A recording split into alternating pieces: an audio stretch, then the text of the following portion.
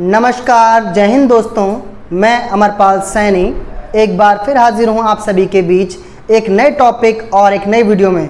तो आज की इस वीडियो में हम एक बहुत ही महत्वपूर्ण टॉपिक की बात करने जा रहे हैं। हालांकि जो टॉपिक है वो क्लास 11th की पॉलिटिकल साइंस से है।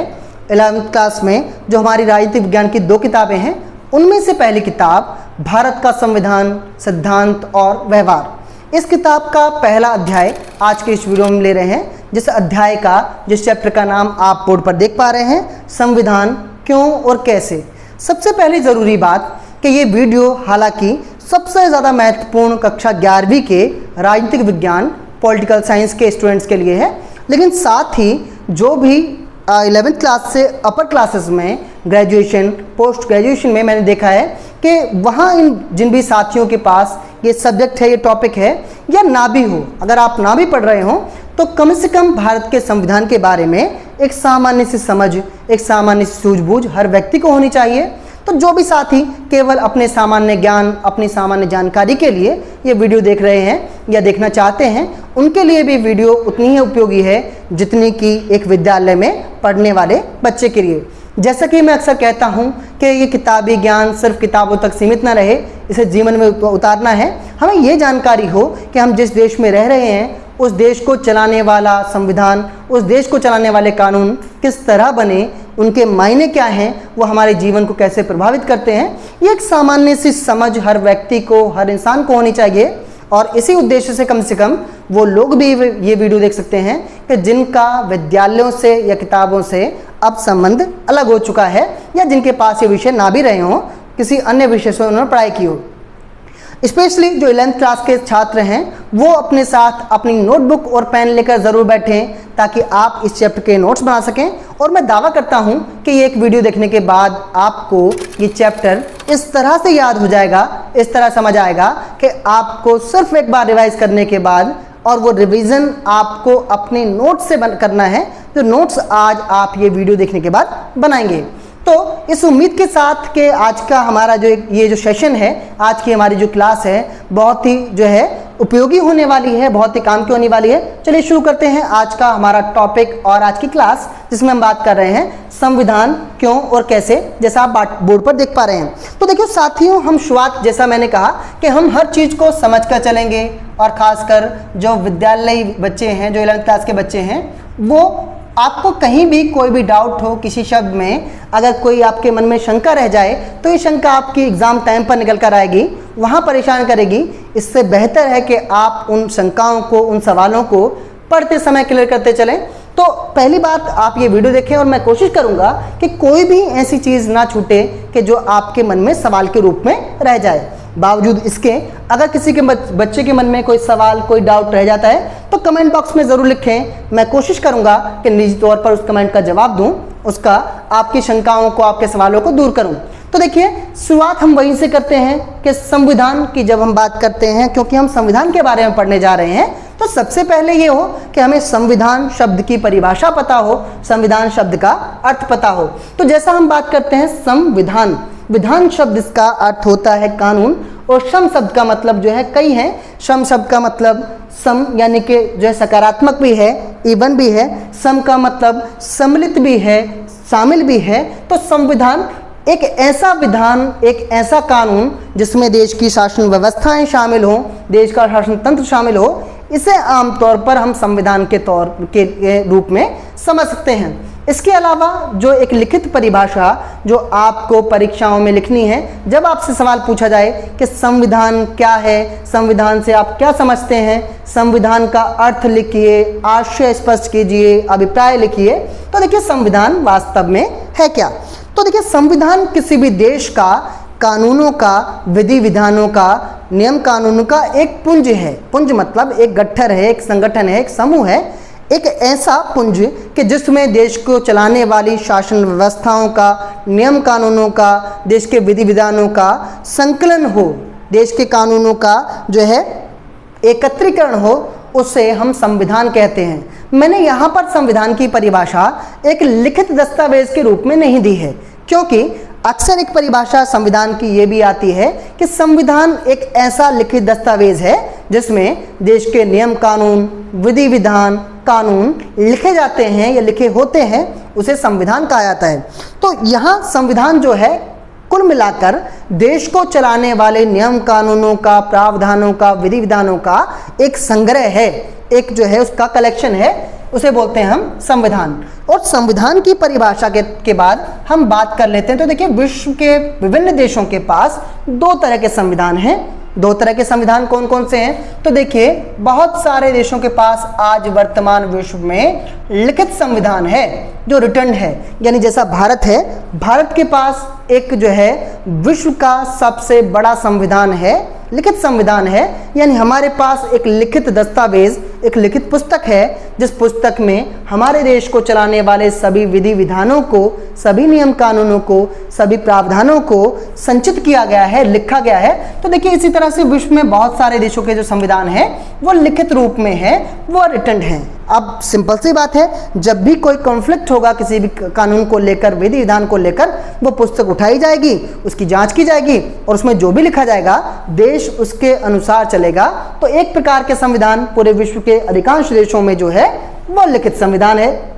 दूसरे रूप की बात करें तो देखिए बहुत सारे देश ऐसे भी हैं जहां पर लिखित संविधान ना होकर केवल मौखिक संविधान है। मौखिक संविधान, जैसे हम बात करते हैं ब्रिटेन की, हम जो है यूके की बात करते हैं, तो ब्रिटेन का संविधान एक बहुत ही छोटा संविधान है।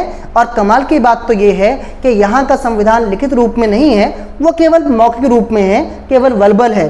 और यहाँ पर जो नियम कानून है वो पीढ़ी दर पीढ़ी और न्यायपालिका के जो है निर्णयों में उस संविधान की झलक, उस संविधान की छवि दिखाई देती है।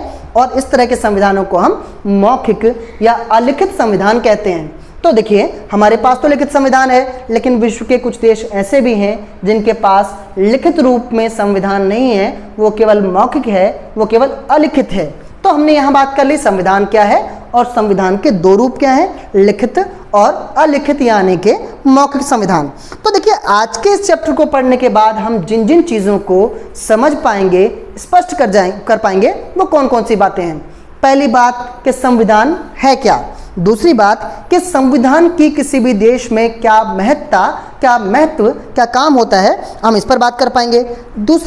तीसरी बात हम ये समझ पाएंगे इस चैप्टर को पढ़ने के बाद कि संविधान में शक्तियों का बंटवारा कैसे होता है।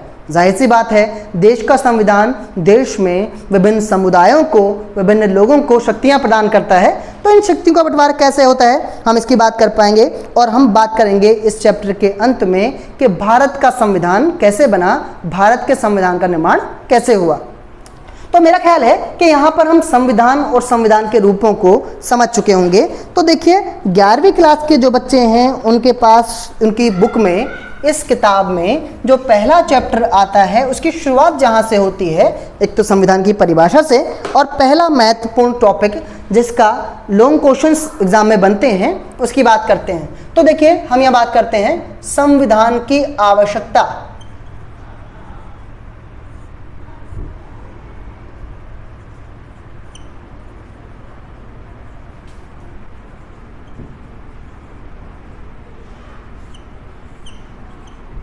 संविधान की आवश्यकता। तो देखिए किसी भी देश में संविधान की आवश्यकता क्यों होती है, संविधान की ज़रूरत क्यों होती है, क्यों किसी भी देश को एक जो है एक सुलिखित, एक सुव्यवस्थित संविधान चाहिए, अगर संविधान ना हो तो क्या होगा, इस सब के जो उत्तर हैं हम इस टॉपिक से जो है दे पाएंगे। तो पहली बात तो देखिए सिंपल सी बात है, हम इस तरह लेके चलें इसे। आप माने कि अगर किसी भी खेल में, कोई खेल मान लेते हैं फुटबॉल का खेल हो रहा है, ठीक है, और अगर फुटबॉल के खेल में नियम कानून ना हो, आप कल्पना करें फुटबॉल का मैच है और फुटबॉल में के मैच में बहुत सारे रूल्स होते हैं, क्या करना है क्या नहीं करना है, आप किस तरह जो है गोल करेंगे, आप किस तरह जो है भाई अटैक करेंगे, आपकी बॉडी की जो है गतिविधियाँ क्या होंगी, हाथ टच नहीं करना है फुटबॉल में, अगर टच किया तो फाउल होगा, किसी को धक्का मारा तो फाउल होगा। ये बहुत सारे नियम कानून हैं जो किसी भी खेल को व्यवस्थित बनाते हैं, किसी भी खेल को परिणाम तक पहुंचने में जो है मदद करते हैं। कल्पना करें कि एक फुटबॉल का मैच है और फुटबॉल के मैच में कोई नियम, कोई रूल नहीं है, कोई भी नियम कानून नहीं है, वो फुटबॉल का मैच ना होकर युद्ध का मैदान कब बन जाएगा आप सोच भी नहीं सकते। आप कल्पना करें कि कई बार तो ये होता है कि रूल्स हैं, इतने सारे टर्म्स एंड कंडीशंस हैं, तब जाकर जो है खेल का मैदान कई बार झगड़े के मैदान में बदल जाता है। मैं यहाँ क्रिकेट की बात बिल्कुल नहीं कर रहा हूँ, कुछ ज़्यादा जो है आपको याद करने की जरूरत नहीं है। तो यहाँ हम बात करें कि अगर फुटबॉल का मैच, वहाँ लोग सर फोड़ डालेंगे एक दूसरे का खून, मतलब खून खान कर देंगे, ये होगा आमतौर पर अगर फुटबॉल के मैच में ही रूल्स एंड रेगुलेशंस ना हो। ये तो मात्र जो है कुछ लोगों की, 2 दर्जन जो है लोगों की खेल की बात है, और वहाँ पर नियम कानून ना हुए तो वो लोग एक दूसरे की जान के दुश्मन बन जाएंगे। एक दूसरे को जो है कुछ घंटे के लिए मिले हैं ये लोग, कुछ घंटे के लिए वो एक जगह इकट्ठा हुए हैं खेलने के लिए, तो परिणाम तो बहुत दूर की बात है खेल का। वो खेल का मैदान जो है लोगों के स्ट्रेचर भर के बाहर निकलेगा, वहाँ एम्बुलेंस की लाइन लगानी पड़ेगी, कुछ ऐसा माहौल हो जाएगा। अब आप ये कल्पना करें कि अगर एक खेल के मैदान में मात्र 2 दर्जन लोगों में नियम कानूनों की जरूरत है, तभी खेल संभव हो पाएगा, तभी जो है खेल का परिणाम निकल पाएगा। यहाँ तो एक देश की बात है जिस देश में विभिन्न जातियों के, विभिन्न संप्रदायों के, विभिन्न लक्ष्यों उद्देश्यों को रखने वाले लोगों के, जिनकी रुचियाँ अलग हैं, जिनके मतांतर अलग हैं, जिनके धर्म अलग हैं, संप्रदाय अलग हैं, इन सभी लोगों को, जहाँ पर करोड़ों की आबादी निवास कर रही है, उन्हें चलाने के लिए जो नियम कानून अगर ना हो, अगर विधि विधान ना हो, अगर प्रावधान ना हो, तो क्या हाल होगा देश का, इसकी कल्पना करना भी जो है बहुत ही भयावह, बहुत ही डरावना, बहुत ही खतरनाक होगा। तो संविधान की जरूरत इसलिए हमें है। अब हम बात करते हैं कि संविधान की जरूरत किसी भी देश में क्यों है, और अगर संविधान ना हुआ तो क्या होगा। तो हम यहाँ बात करने वाले हैं इस पॉइंट में। तो जो बच्चे इसका आंसर लिखेंगे, सवाल किसी भी तरह से घुमा फिरा कर पूछे, कुल मिलाकर निचोड़ ये है कि किसी भी देश में संविधान का होना क्यों ज़रूरी है, क्यों आवश्यक है। तो देखिए सिंपल सी बात है, इसके पॉइंट्स की बात करते समय, पॉइंट्स लिखते समय हम सबसे पहले बात करेंगे तालमेल बैठाना,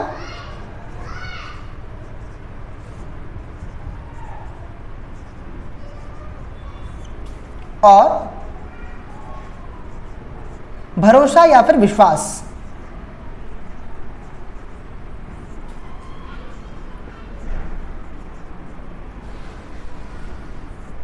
तो देखिए संविधान की किसी भी देश में जो पहली ज़रूरत है, पहला जो काम है वो क्या है कि भाई तालमेल बैठाना और भरोसा दिलाना। तालमेल किस में बैठाना, हम जानते हैं कि किसी भी देश में, हालांकि बहुत सारे देश विश्व में ऐसे हैं जहां पर संस्कृतियां लगभग मिली जुली हैं, कल्चर एक जैसे हैं, धर्म एक जैसे हैं, ऐसे बहुत सारे देश हैं। लेकिन भारत जैसे देश में कि जहां पर विविध संस्कृति, विभिन्न धर्मों, विभिन्न जातियों, संप्रदायों के लोग रहते हैं, एक ऐसे देश में लोगों के बीच में तालमेल बैठाना, क्योंकि ऐसी स्थितियों में कि जब अलग अलग संप्रदाय, अलग धर्म, अलग जाति, अलग वर्ग के लोग एक ही देश में निवास कर रहे हों, ऐसे लोगों में जो है असमंजस्य स्थापित होना, विवाद उत्पन्न होना, संघर्ष उत्पन्न होना एक साधारण सी, एक आम सी बात है।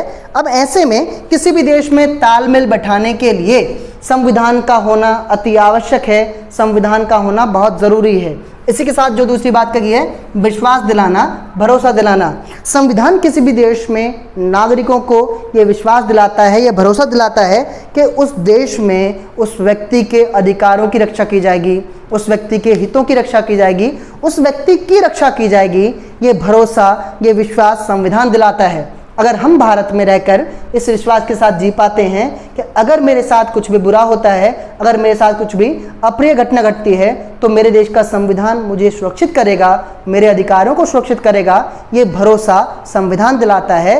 और विभिन्न जातियों, संप्रदायों, धर्मों, वर्गों के बीच तालमेल बैठाता है देश का संविधान। तो पहली बात जो हमने की कि देश में संविधान का होना क्यों आवश्यक है, संविधान की आवश्यकता क्यों है, उसमें है तालमेल बैठाना और भरोसा दिलाना।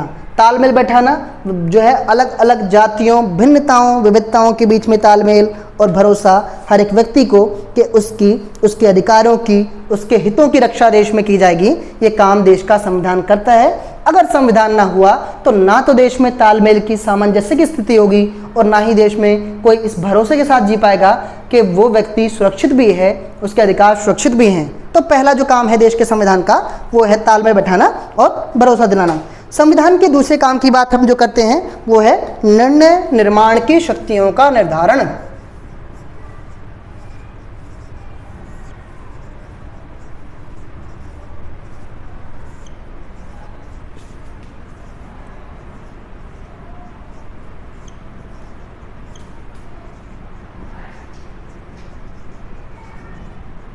तो संविधान की दूसरी आवश्यकता, संविधान की दूसरी ज़रूरत क्या है जब हम इसकी बात करते हैं, तो हम बात करते हैं निर्णय निर्माण की शक्तियों का निर्धारण। तो देखिए, मैं ऐसा समझता हूँ कि मेरे देश की जो मुख्य भाषा है वो हिंदी है, लेकिन सबसे ज़्यादा जो हाथ तंग है लोगों का वो हिंदी में ही है। ये दुर्भाग्य है हिंदी का और देश की जो है मुख्य भाषा का, कि उसी भाषा को देश के अधिकांश लोग, उस भाषा के थोड़े बहुत शब्दों को समझने में कठिनाई होती है, बजाय इसके जो हमारी आज की पीढ़ी है वो इंग्लिश वाले शब्दों को बहुत आसानी से समझ लेती है। मैंने कई बार देखा कि उन्हें मैं हिंदी में कोई शब्द बोलूँ तो समझ नहीं आता है, लेकिन जब उसी बात का इंग्लिश शब्द बोला जाए तो उन्हें फटाक से समझ आता है। तो ये कहीं ना कहीं दुर्भाग्यपूर्ण है देश के लिए और देश की भाषा के लिए कि भाई उन्हें अपनी भाषा को समझने में ही कठिनाई होती है। एक और बात मैं अक्सर बच्चों से कहता हूँ, अपने जो 11th-12th के बच्चे हैं, कि अगर आपने अपनी स्कूली पढ़ाई के दौरान अपनी भाषा पर पकड़ बहुत अच्छी बना ली है तो आपको आगे चलकर ग्रेजुएशन और पोस्ट ग्रेजुएशन में अपनी BA MA में कभी भी कठिनाई नहीं होगी। समस्या सबसे बड़ी है मेरे जो हायर एजुकेशन करने वाले लोग हैं उनके साथ, कि उन्हें किताबें मिलने के बाद किताबों की भाषा ही समझ नहीं आती है। इसमें दोष किताबों का नहीं है, इसमें दोष मात्र इतना है कि हमारे स्कूली स्तर पर, हमारी स्कूलिंग के दौरान हमारी भाषा पर पकड़ नहीं बन पाई। उसके लिए जिम्मेदार छात्र हैं या पढ़ाने वाले हैं, ये विवाद अलग है, लेकिन चिंता की बात तो है कि भाषा पर हमारी पकड़ जो है दिन प्रतिदिन कमज़ोर होती जा रही है। तो यहाँ बात करते हैं, जैसे मैं कह रहा हूँ कि भाई निर्णय निर्माण की शक्तियों का निर्धारण ये संविधान की दूसरी ज़रूरत है, संविधान की दूसरी आवश्यकता है। तो यहाँ पर देखिए, मैं कहता हूँ कि भाषा की बात करनी है तो देखिए, निर्णय का मतलब होता है फैसला और निर्माण का मतलब होता है बनाना, यानी किसी भी चीज़ का सृजन करना। तो निर्णय निर्माण का मतलब हुआ फैसले लेना। आम भाषा में हम बोलें तो फैसले लेने की शक्तियों का निर्धारण, यानी कि संविधान देश में होकर ये काम करता है कि देश में विभिन्न निर्णय, विभिन्न फैसले लेने की शक्तियां किसके पास होंगी, ये निर्धारित करता है देश का संविधान कि निर्णय निर्माण की शक्तियां, यानी फैसले करने, फैसले लेने की अधिकार किसके पास होंगे। ठीक है, क्योंकि देखिए, देश को चलाने के लिए बहुत सारे प्राधिकारियों को, बहुत सारे संगठनों को, बहुत सारी सरकारी संस्थाओं को तमाम निर्णय, तमाम फैसले करने होते हैं, लेकिन संविधान देश का ये काम करता है कि देश में किस निर्णय को, किस फैसले को लेने का अधिकार किसके पास होगा, किस निर्णय, किस फैसले को करने की शक्तियां किसके पास होंगी, ये देश का संविधान तय करता है। देश का संविधान, अगर देश में निर्णय निर्माण की शक्तियों का निर्धारण संविधान ना करे, संविधान ये तय न करे कि किसे कौन से फैसले लेने का अधिकार है, तो देश के प्राधिकारी, देश के शासक इन बातों पर ही आपस में गुथ जाएंगे कि भाई ये वाला फैसला मैं करूंगा, ये वाला फैसला मैं करूंगा।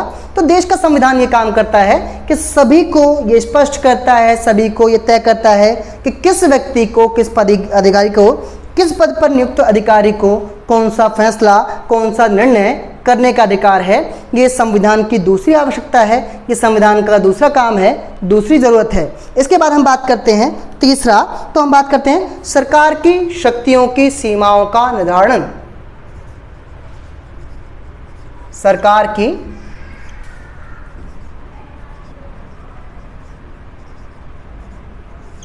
शक्तियों की सीमाएं,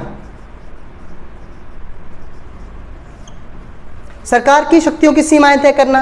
अब जाहिर सी बात है, कोई देश जिसमें इतनी बड़ी आबादी निवास करती है, जिसमें इतनी जनसंख्या निवास करती है, अगर ऐसे देश में सरकार की शक्तियों की सीमाएं तय न की जाएं, यानी सरकार की शक्तियों की हदें तय की जाएं। यहाँ तो हाल ये है देश का कि सरकार की शक्तियाँ तय हैं, सरकार की शक्तियों की सीमाएं फिक्स हैं, इसके बावजूद भी सरकार तानाशाह हो जाती है, सरकारें जो है मनमानियाँ करने लगती हैं, सरकार जो है वो अपने मन मुताबिक काम करने लगती हैं। ये तब है कि जब देश के संविधान में ये बिल्कुल स्पष्ट है कि देश में सरकारों की शक्तियों की सीमाएं क्या होंगी, उसकी लिमिटेशंस क्या होंगी, उसकी हदें क्या होंगी। तो देखिए, संविधान ये काम करता है कि सरकार की शक्तियों की सीमाएं तय करता है, उनकी हदें तय करता है। अगर ऐसा ना हो, यानी सरकार की शक्तियों की सीमाएं तय ना हो, तो सरकार इतनी तानाशाह हो जाएगी, इतने मनमाने तौर पर काम करने लगेगी कि देश के आम नागरिक, देश के आम व्यक्ति का जीना दूभर हो जाएगा, जीना दुश्वार हो जाएगा। कमाल, अब जाहिर सी बात है, अगर मान लें कि हम किसी दफ्तर में, हम किसी कार्यालय में, वहाँ काम करने वाले जो अधिकारी हैं और कर्मचारी हैं, अगर अधिकारों की शक्तियाँ की सीमाएं तय न की जाएँ, ये हदें न तय की जाएं कि उनके काम कराने की, उनके अधिकारों के चलाने की सीमाएं क्या होंगी, हदें क्या होंगी। तो जो प्राधिकारी हैं, जो अधिकारी हैं, वो कर्मचारियों के जीवन में घुस बैठेंगे, उनका जीना दुश्वार कर देंगे, सुबह शाम देर रात जागते उठते बैठते काम ही काम कराएंगे।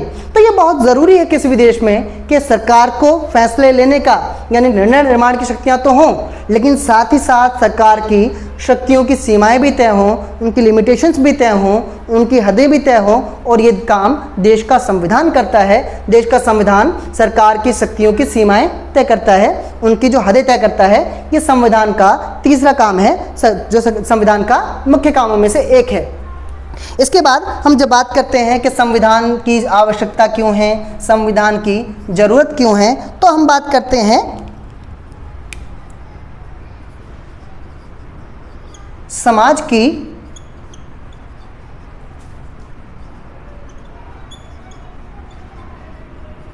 आकांक्षाओं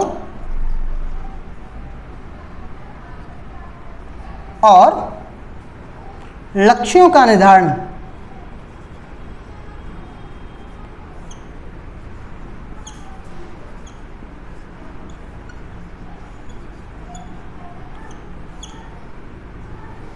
तो समाज की आकांक्षाओं और लक्ष्यों का निर्धारण, जैसा मैं बार बार कहता हूं कि हम हर शब्द को समझते चलें। अगर हमें शब्द का अर्थ पता है तो कोई भी तथ्य, कोई भी विचार, कोई भी अवधारणा समझने में हमें कठिनाई नहीं होगी।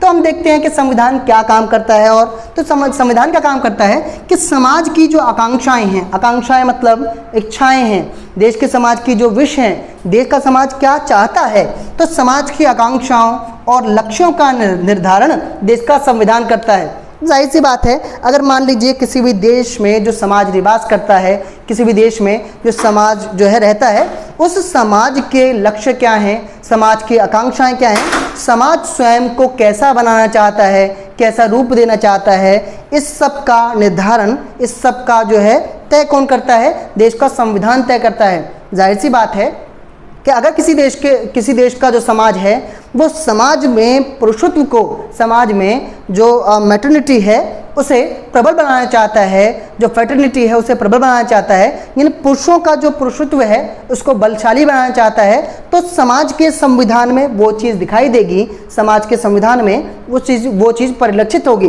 तो समाज की आकांक्षाएं और लक्ष्य क्या होंगे, उन्हें निर्धारित करने का काम देश का संविधान करता है। देश का समाज किस दिशा में, किस ओर जाना चाहता है, अपने आप को कैसा बनाना चाहता है, इसका निर्धारण, इसकी जो इसको फिक्स है कौन, देश का संविधान करता है। तो ये तय करने के लिए देखिए देश की आकांक्षाएं क्या होंगी, लक्ष्य क्या होंगे, हमें संविधान की ज़रूरत, संविधान की आवश्यकता होती है। इसके बाद हम बात करें, देखिए समाज की आकांक्षाएं और लक्ष्य तय करने के बाद संविधान का एक सबसे प्रमुख और बुनियादी जो काम है वो है राष्ट्र की बुनियादी पहचान। राष्ट्र की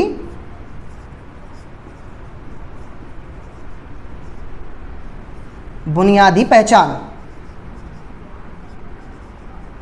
अब आप इस तरह माने, इस तरह के उदाहरण के तौर पर इसे समझें कि देखिए एक व्यक्ति जिसके पास उसका आई कार्ड होता है, कोई भी व्यक्ति चाहे वो ऑफिस में काम करता हो, स्कूल में पढ़ता हो, कॉलेज में पढ़ता हो, उस व्यक्ति का आईडी कार्ड, उस व्यक्ति का पहचान पत्र उसके बारे में पूरा ब्यौरा प्रस्तुत कर देता है, उसके बारे में उसकी पूरी पहचान को जो है कहीं ना कहीं इंक्लोज कर देता है, ओपन कर देता है। अगर आप कहीं भी दाखिल हो रहे हैं, आप भी कहीं भी एंटर हो रहे हैं और आपका पहचान पत्र, आपका आई कार्ड आपका बुनियादी पहचान प्रस्तुत करता है, आपकी आइडेंटिटी को प्रूव करता है, उसी तरह जो किसी भी देश का संविधान है, आप इसे इस तरह माने कि संविधान देश का आईडी कार्ड है।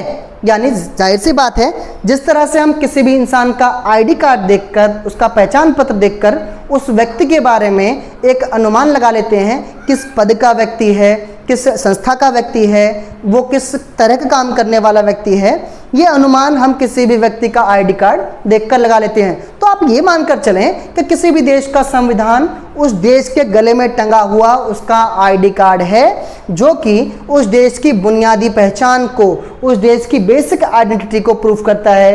ये दिखाता है कि देश की स्थितियाँ कैसी हैं, देश के माहौल कैसा है, देश के हालात कैसे हैं। जाहिर सी बात है, एक आप इस तरह से लें कि अगर आपको अमेरिका जाना है, अगर आपको यूएस जाना है, तो यूएस की सामाजिक परिस्थितियां कैसी हैं, यूएस की राजनीतिक परिस्थितियां कैसी हैं, वहाँ पर किसे कौन से अधिकार मिले हुए हैं, किस व्यक्ति का स्तर, किसी व्यक्ति का हाल क्या है, उसकी दशा कैसी है, ये जानने के लिए, देखने के लिए आपको अमेरिका जाने की आवश्यकता नहीं है। आप अमेरिका का संविधान उठाकर पढ़ें और आप ये अनुमान लगा लेंगे, ये आप समझ बना लेंगे कि अमेरिका में एक आम जन, एक आम व्यक्ति की हालात, उसकी दशा क्या होगी। अमेरिका के साथ साथ आप किसी भी देश का अनुमान लगा लें, किसी भी देश का संविधान उठाकर पढ़ लें, तो आपको उस देश की जो बुनियादी पहचान है, उस देश की जो बेसिक आइडेंटिटी है, उसके बारे में जानकारियां मिल जाएंगी, सूचनाएं मिल जाएंगी। तो देश के संविधान का काम है देश की, राष्ट्र की बुनियादी पहचान के रूप में कार्य करना, देश की बुनियादी पहचान को स्पष्ट करना। तो यहाँ हम बात कर रहे हैं कि किसी भी देश में संविधान का होना क्यों ज़रूरी है, संविधान का होना क्यों आवश्यक है। और मेरी सलाह है कि ग्रेजुएशन और पोस्ट ग्रेजुएशन यानी इग्नू या ड्यूसोल में जिन जिन साथियों के पास भी संविधान वाला विषय, ये संविधान वाला टॉपिक है, उनके लिए भी लॉन्ग आंसर्स लिखते समय ये पॉइंट्स काम आएंगे, जाहिर सी बात है। और साथ ही साथ जो 11वीं वाले बच्चे हैं वो या तो इसका स्क्रीनशॉट ले लें या फिर इसको नोट डाउन कर लें वीडियो को बीच में रोक कर, ताकि आप जब इस चैप्टर को अपने किताब से पढ़ने बैठें तो आपके लिए वो सभी जो चीज़ें हैं वो जानी पहचानी हो। सिर्फ आपको अपनी किताब से फिर उसका एक बार पढ़कर रिवीजन करना है। तो यहाँ देखिए, संविधान की आवश्यकता, संविधान की जरूरत किसी भी देश में क्यों होती है। कोई आपसे पूछे कि भारत में संविधान की आवश्यकता क्या है, तब भी आप इन बिंदुओं पर चर्चा करेंगे। आपसे कोई पूछा जाए कि किसी भी देश में संविधान का होना क्यों ज़रूरी है, तब भी आप इन बिंदुओं पर बात करेंगे। और आपसे कोई पूछे कि अगर किसी भी देश में संविधान ना हो तो क्या होगा, तब आप इन बिंदुओं की का जो है नकारात्मक तौर पर जो है वर्णन करें, इसकी व्याख्या करें। उदाहरण के तौर पर हम बात करेंगे, आपसे पूछा जाए कि किसी भी देश में संविधान के ना होने से क्या होगा, तो आपका उत्तर पॉइंट ये लिखना है, डिफाइन इस रूप में करना है कि अगर किसी भी देश में संविधान ना हो तो देश के लोगों में, विभिन्न जातियों, संप्रदायों, वर्गों, समुदायों में तालमेल बैठाना असंभव या मुश्किल हो जाएगा। और ऐसा स्थिति में देश में अशांति, देश में जो है संघर्ष, विवाद, विरोध पनप उठेंगे। अगर संविधान ना हो तो तालमेल नहीं बैठ पाएगा और लोगों को विश्वास जो है नहीं होगा देश की सत्ता में, देश के शासन में, देश की व्यवस्थाओं में। तो अगर संविधान ना हो तो ना तो तालमेल बैठ पाएगा, ना ही लोगों को विश्वास दिलाना संभव हो पाएगा संविधान की अनुपस्थिति में। और संविधान की उपस्थिति में क्या काम करता है संविधान, वहाँ इसका पॉइंट का वर्णन हम इस तौर पर, इस रूप में करते हैं। तो देखिए, हमारे इस चैप्टर जिसमें हम बात कर रहे हैं संविधान क्यों और कैसे, उसमें हमारा जो पहला टॉपिक है वो ये है। आगे हम बात करते हैं हमारे अगले टॉपिक की इस चैप्टर में। तो यहाँ देखिए, हमारा नेक्स्ट टॉपिक दिया है संविधान की सत्ता। यानी अगर मान लीजिए किसी भी देश में संविधान है, संविधान लागू है, तो इसका मतलब ये है कि उस देश में सत्ताधारी जितने भी लोग हैं, चाहे वो राज्य सरकार के लोग हों या फिर केंद्र सरकार के लोग हों, सरकारी अधिकारी हों, कोई प्राधिकारी हो, कोई कितने भी बड़े पद पर क्यों ना हो, जो लोग देश की सत्ता को संभाल रहे हैं, वास्तव में वो सत्ता, वो शासन उनका नहीं है। वास्तव में वो सत्ता किसकी है, वो संविधान की सत्ता है, संविधान का शासन है। यानी कि अगर किसी कलेक्टर को संविधान ने अधिकार दिए हुए हैं कि वो उस राज्य, उस जिले में कोई भी काम कर सकता है, उसके पास बहुत सारी शक्तियां हैं, तो ये शक्तियां वास्तव में उसकी अपनी नहीं हैं, उसके पद की नहीं हैं, वो शक्तियां संविधान द्वारा प्रदत्त हैं। यानी कि कहने को तो जो सत्ता है वो देश के प्राधिकारियों की, अधिकारियों की, राजनेताओं की, सत्ताधारी लोगों की है, लेकिन वो सत्ता उन सबको देने वाला, उनका स्रोत कौन है, संविधान है। इसलिए हम कहते हैं संविधान की सत्ता, संविधान की सत्ता या संविधान का शासन। तो देखिए, जब हम संविधान की सत्ता या संविधान के शासन को जो है और आगे एक कदम बढ़कर बात करते हैं, तो देखिए सिंपल सी बात है कि किसी भी देश का संविधान केवल थोथे अक्षरों से मिलकर नहीं बना है। यानी सिंपल सी बात है कि किसी भी देश का संविधान मात्र लिख दिया जाए, मात्र बना दिया जाए, तो क्या देश की शासन व्यवस्थाएं सुधर जाएंगी या देश की शासन व्यवस्थाएं चलेंगी? ऐसा संभव नहीं है। जब तक कि संविधान को क्रियान्वित ना किया जाए, जब तक कि देश के संविधान को काम में ना लाया जाए, लागू ना किया जाए, तब तक किसी भी देश में कितना ही प्रबल, कितना भी प्रभावशाली संविधान क्यों ना हो, वो किसी मायने का, किसी अर्थ का नहीं है। कब अर्थ का है कि जब देश के संविधान में लिखित प्रावधानों को, कानूनों को, नियम कानूनों को, विधियों को ज़मीन पर उतारा जाए, वास्तविकता में लागू किया जाए, तभी देश का संविधान जो है वो वास्तव में सार्थक सिद्ध होगा, कारगर सिद्ध होगा। तो यहाँ हम बात कर रहे हैं संविधान की सत्ता। संविधान की सत्ता को प्रबल करने वाले, संविधान की सत्ता को स्पष्ट करने वाले कुछ जो बिंदु हैं जिसमें हम कह सकते हैं कि संविधान की सत्ता कैसे किसी भी देश में। तो जब हम संविधान की सत्ता की बात करते हैं, संविधान की सत्ता को स्थापित करने वाले या इसको इंकित करने वाले जो कुछ मुख्य बिंदु हैं, उसमें पहला जो मुख्य बिंदु है, पहला जो मुख्य पॉइंट है वो है संविधान को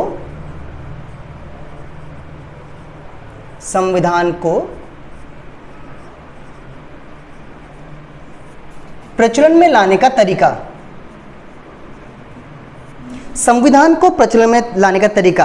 तो जब हम ये बात करते हैं कि संविधान की सत्ता, यानी देश में जो सत्ता है वो प्राधिकारियों की या जो देश के जो प्रशासक हैं उनकी नहीं है, बल्कि देश में जो सत्ता है वो संविधान की सत्ता है। और संविधान की सत्ता की बात करते समय हम एक बिंदु को बहुत ही अच्छी तरह समझ लेते हैं, इसकी चर्चा बहुत ही महत्वपूर्ण तौर पर कर लेते हैं कि संविधान को प्रचलन में लाने का तरीका बहुत ज़्यादा महत्वपूर्ण होता है। केवल किसी भी देश में संविधान का होना भर काफ़ी नहीं है। किसी भी देश में केवल संविधान के होने से देश की शासन व्यवस्थाएं, देश के तंत्र सुधर नहीं जाते हैं। उसके लिए बहुत ज़रूरी है कि देश में संविधान को प्रचलन में लाने का तरीका क्या होगा, देश के विधि विधानों को, संविधान के विधि विधानों को कैसे ज़मीन पर उतारा जाएगा, ये बहुत ही महत्वपूर्ण होता है। और किसी भी देश में जहां संविधान है, और विशेषकर अगर हम भारत की बात करते हैं तो भारत में हमारा देश का संविधान केवल देश के नियम कानून का पुंज नहीं है, केवल देश के नियम कानूनों का संग्रह भर नहीं है। इससे बहुत ज़्यादा ये देश का जो संविधान है वो अपने आप को प्रचलन में लाने का तरीका भी स्पष्ट करता है, साफ करता है। यानी देश में जो भी संविधान हमने अपनाया है, जिस संविधान का निर्माण हुआ है, उसे हम देश के कानून व्यवस्था में, देश की शासन व्यवस्था में कैसे लागू करेंगे, कैसे क्रियान्वित करेंगे, इसका तरीका, इसकी विधि भी खुद संविधान में ही अंकित है, संविधान में ही स्पष्ट है। तो ये पहला बिंदु है जो हमें बताता है कि देश में संविधान की सत्ता कैसे स्थापित होगी। दूसरी बात जो हम महत्वपूर्ण तौर पर बात करते हैं, उसमें हम बात करते हैं संविधान के मौलिक प्रावधान।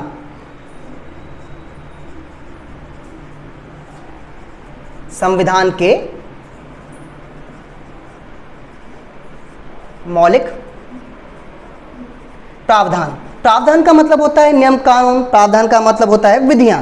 तो देखिए यहां हम जब बात करते हैं संविधान के मौलिक प्रावधान, तो देखिए संविधान की सत्ता किसी भी देश में कितनी मजबूती से लागू होती है, कितनी मजबूती से स्थापित होती है, कहीं ना कहीं यह इस बात पर निर्भर करता है कि देश के संविधान में मौलिक प्रावधानों में कौन कौन सी बातें समाहित की गई हैं, शामिल की गई हैं। अगर हम बात करें देश के जो सबसे सर्वश्रेष्ठ संविधान हैं, देश के जो सबसे बेहतरीन संविधान हैं, उन देशों के संविधानों में मौलिक प्रावधानों में, यानी बेसिक कानूनों में, बेसिक विधियों में कुछ बातें जो देखने को मिलती हैं, जो बातें देश के संविधान को लोकप्रिय बनाती हैं, प्रभावी बनाती हैं, असरदार बनाती हैं, वो कौन कौन सी हैं। तो देखिए एक समानता की अवधारणा, समानता,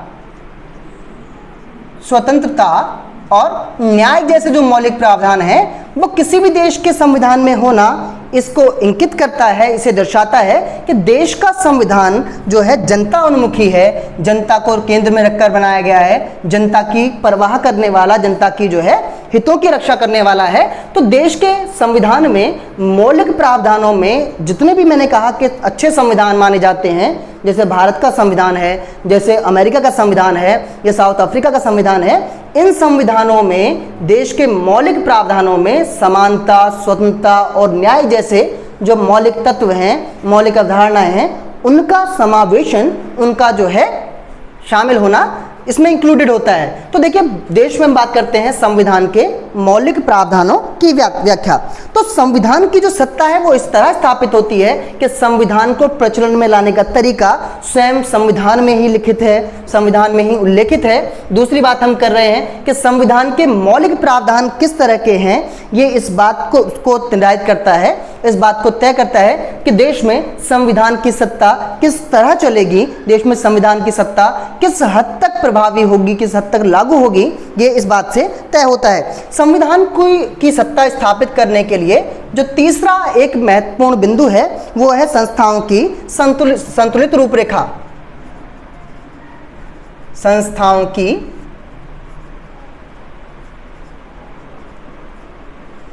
संतुलित रूपरेखा। तो देखिए, क्योंकि देश में संविधान की सत्ता है और संविधान की सत्ता होने का मतलब यह है कि देश की सत्ता किसी व्यक्ति विशेष के हाथों में नहीं है, बल्कि देश की जो शासन व्यवस्थाएं हैं, शासन करने वाली संस्थाएं हैं, निकाय हैं, उनसे देश की सत्ता चलेगी, उनसे देश का शासन चलेगा।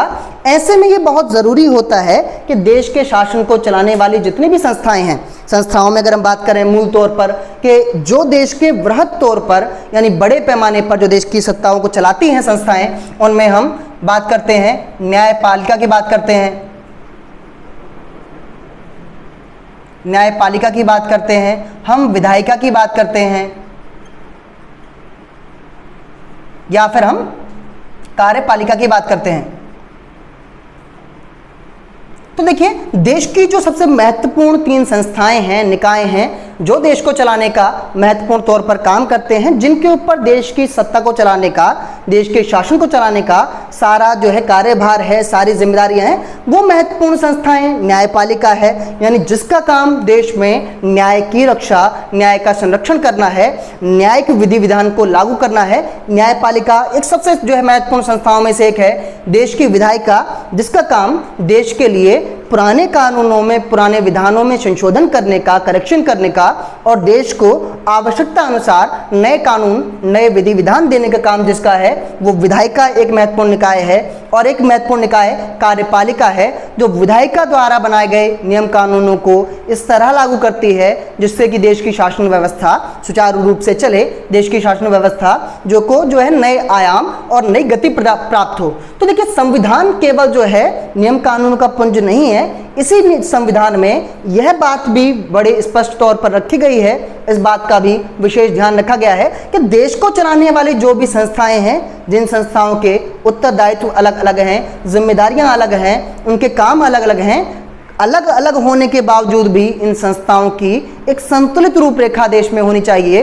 इन तीनों के बीच में कोऑर्डिनेशन का होना बहुत ज़रूरी है, इन तीनों के बीच में तालमेल का होना बहुत ज़रूरी है। आप कल्पना करें, अगर देश की न्यायपालिका, देश की विधायिका या देश की कार्यपालिका अपने अपने आप में काम करने लगें, स्वतंत्र तौर पर काम करने लगें, या फिर ये तीनों ही जो संस्थाएं हैं वो बिना किसी दूसरे के कार्यों को समझे, दूसरे के कार्यों से प्रभावित हुए काम करने लगे, तो देश के शासन व्यवस्था को चलाना, देश की सत्ता को चलाना बड़ा मुश्किल हो जाएगा। कल्पना करें कि आप न्यायपालिका, हालांकि हमारे देश की न्यायपालिका पूर्ण रूप से स्वतंत्र है, फिर भी देश की जो न्यायपालिका, देश की विधायिका और देश की जो कार्यपालिका है, कहीं ना कहीं उससे प्रभावित होती है, या कहें कि उसको प्रभावित करती है। दूसरी ओर हम बात करें, अगर विधायिका पूर्ण रूप से स्वतंत्र होकर काम करने लगे, वो ये इस बात की परवाह ना करे कि न्यायपालिका पर उसका क्या प्रभाव पड़ेगा, या देश की कार्यपालिका को ध्यान में न रखकर देश की विधायिका काम करने लगे, तो बाकी जो 2 संस्थाएं हैं उनके लिए काम कर पाना मुश्किल हो जाएगा। उसी तरह कार्यपालिका की बात करते हैं तो देश की कार्यपालिका भी कहीं ना कहीं न्यायपालिका और विधायिका से ही प्रभावित होती है, या न्यायपालिका और कार्यपालिका से ही शामिल होकर काम करती है। तो देश की तीनों संस्थाओं में, तीनों जो है हमारे देश की तीनों निकायों में एक संतुलित रूपरेखा, एक बैलेंस जो है तैयार करने का काम देश का संविधान करता है, जिससे कि देश की सत्ता, देश का शासन सुचारू रूप से चल सके। तो यहाँ हम बात कर रहे थे संविधान की सत्ता, और संविधान की सत्ता को पुख्ता करने वाले, देश की संविधान की सत्ता को स्पष्ट करने वाले 3 महत्वपूर्ण बिंदु, जिन महत्वपूर्ण बिंदुओं के माध्यम से हम कह सकते हैं कि देश में किसी व्यक्ति विशेष, किसी जो है दल विशेष की नहीं, बल्कि देश में संविधान की सत्ता का शासन है, देश में संविधान का ही शासन है।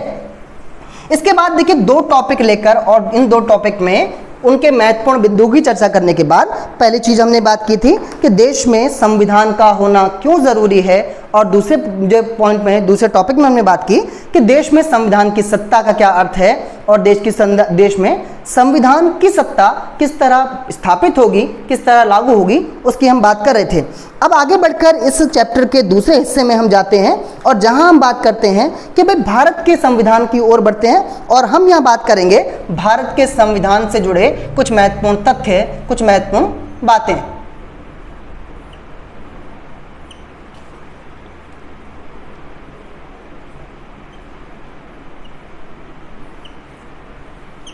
तो देखिए यहाँ भारत के संविधान की बात करने जा रहे हैं और भारत के संविधान की बात करते समय हमें ध्यान रखना होगा इस बात का कि जो भारत का संविधान है, भारत के संविधान को बनाने में देश में 1947 के आसपास एक महत्वपूर्ण संस्थान जिसका नाम संविधान सभा रखा गया। तो संविधान सभा ने देश के संविधान का निर्माण करने में जो महत्वपूर्ण भूमिका निभाई है, देश को एक ऐसा संविधान प्रदान किया है जिस संविधान ने पिछले कई दशकों से देश की सत्ता को, देश की बागडोर को बिना किसी जो है समस्या के, बिना किसी जो है, हम ये नहीं कह सकते कि देश के संविधान को लेकर या देश के संविधान के प्रावधानों को लेकर, कानून को लेकर किसी तरह के विवाद, किसी तरह के जो है मतांतर उत्पन्न नहीं होते हैं, ये कहना गलत होगा। क्योंकि एक लोकतांत्रिक देश में किसी भी चीज पर प्रश्न चिन्ह लगाना हर व्यक्ति का मौलिक अधिकार है और ये मौलिक अधिकार भी देश को संविधान ने ही दिया है, देश की जनता को, देश के प्रशासकों को संविधान ने ही दिया है। तो हम बात करते हैं भारत का संविधान और भारत के संविधान की बात करते समय हमें जो कुछ महत्वपूर्ण चीजों पर ध्यान देना है, तो हम बात करते हैं कि भारत का संविधान कैसे बना।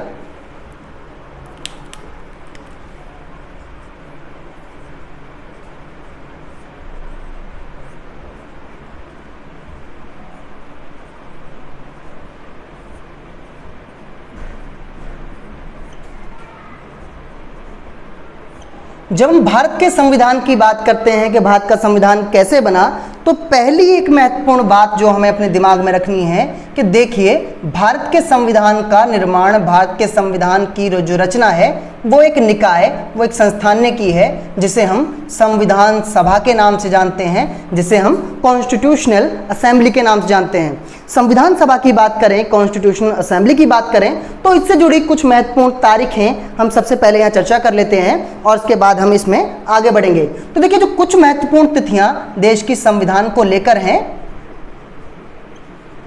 जो कुछ महत्वपूर्ण तारीखें, कुछ महत्वपूर्ण तिथियां भारत के संविधान सभा को लेकर हैं, उसकी अगर हम चर्चा करते हैं तो देखिए सबसे पहले हमारे देश की जो संविधान सभा है, संविधान सभा की स्थापना की बात करते हैं। तो देखिए हालांकि देश के संविधान सभा की जो स्थापना हुई है वो जून में जब कैबिनेट मिशन भारत आया और कैबिनेट मिशन के भारत आने पर और इस कैबिनेट मिशन से कांग्रेस और मुस्लिम लीग की जो वार्ता है उसके टूट जाने के बाद ही देश में संविधान सभा का बनना तय हो गया था और ये 3 जून जो है 1946 को हुआ था। लेकिन अगर हम संविधान सभा की स्थापना, ये हम कह सकते हैं कि जून 1946 में ही संविधान सभा के बनने का जो है मार्ग प्रशस्त हो गया था, रास्ता साफ हो गया था। लेकिन औपचारिक तौर पर संविधान सभा की स्थापना हुई है 6 दिसंबर 1946 को।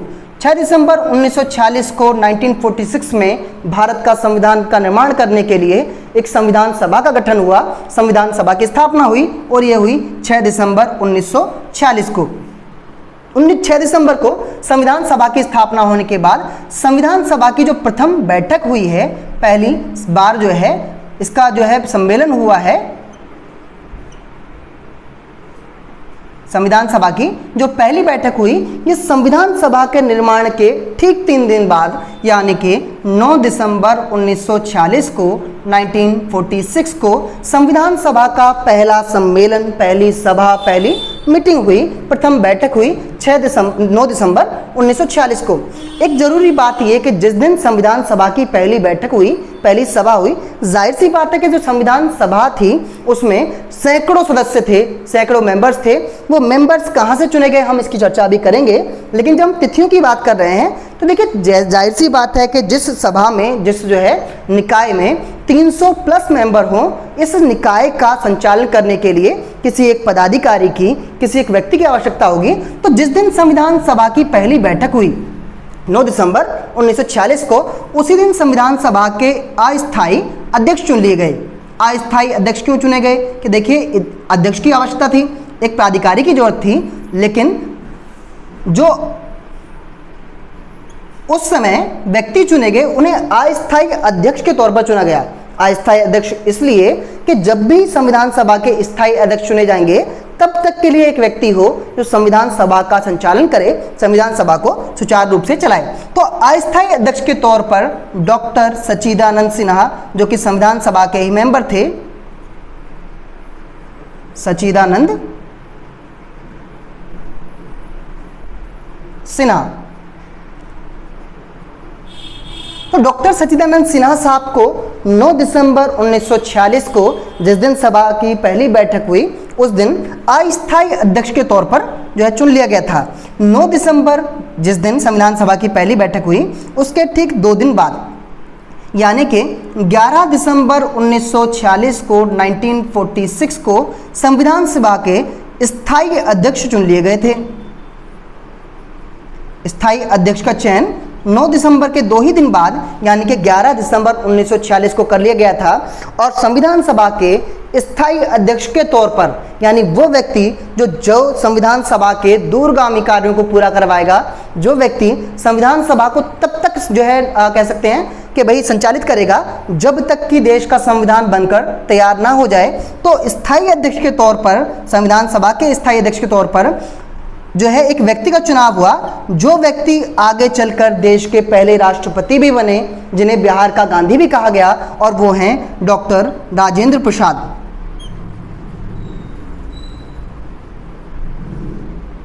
डॉक्टर राजेंद्र प्रसाद जो आगे चलकर संविधान के बनने के बाद जब देश में संविधान लागू हुआ, देश गणतांत्रिक बना, तो देश के पहले राष्ट्रपति बने। उन्हें जो था 1946 में 11 दिसंबर को संविधान सभा का स्थायी अध्यक्ष चुन लिया गया था, परमानेंट प्रेसिडेंट चुन लिया गया था, संविधान सभा का प्रेसिडेंट। इसके साथ एक जो महत्वपूर्ण तारीख और जुड़ती है कि देखिए, संविधान सभा संविधान का निर्माण करने जा रही थी, लेकिन ये जो संविधान सभा किस दिशा में बढ़ने वाली है, किस तरह के संविधान का निर्माण करने वाली है, क्या करने वाली है, इस सब का एक जो है खाका, इस सब का एक ओरिएंटेशन एक व्यक्ति ने संविधान सभा में प्रस्तुत की। इसे बोलते हैं संविधान का उद्देश्य प्रस्ताव।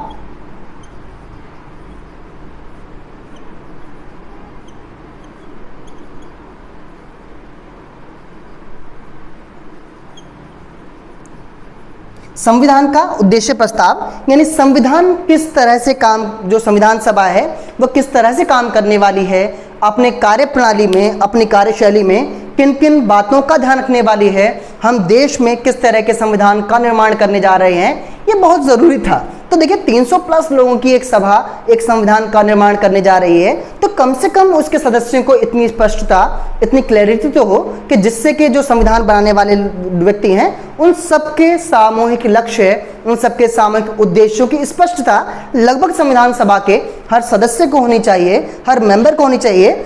इसी उद्देश्य से जो है संविधान का उद्देश्य प्रस्ताव प्रस्तुत किया गया। और ये कब हुआ? ये हुआ 13 दिसंबर 1946 को।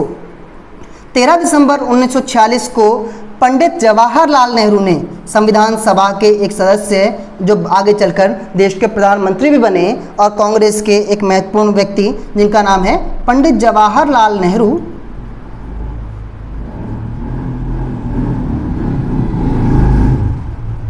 पंडित जवाहरलाल नेहरू जी ने 13 दिसंबर 1946 को संविधान का उद्देश्य प्रस्ताव प्रस्तुत किया। तो देखिए, संविधान का उद्देश्य प्रस्ताव प्रस्तुत करने का उद्देश्य जो था वो ये कि संविधान सभा के सभी मेंबर्स को इतनी स्पष्टता हो, इतनी क्लैरिटी हो कि हम किस तरह का संविधान बनाने जा रहे हैं और क्या करने जा रहे हैं। तो इन तारीखों के बाद कुछ और तारीखें जो हम, क्योंकि हम सारी डेट्स एक साथ लेकर चल रहे हैं, तो उसमें तारीखों में जो 2-1 तारीखें और बचती हैं जो महत्वपूर्ण हैं संविधान वाले चैप्टर को पढ़ते समय।